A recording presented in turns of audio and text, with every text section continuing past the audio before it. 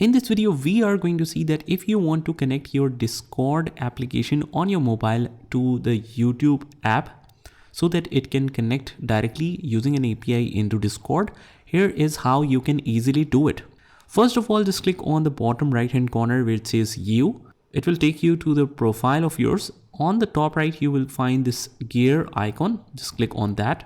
And from here, under the account settings, if you scroll down a little bit, you will find this connections section. Just click on that. And here you can connect it not only to YouTube, but all the popular applications. But here we can see PlayStation, Xbox, and Spotify as well.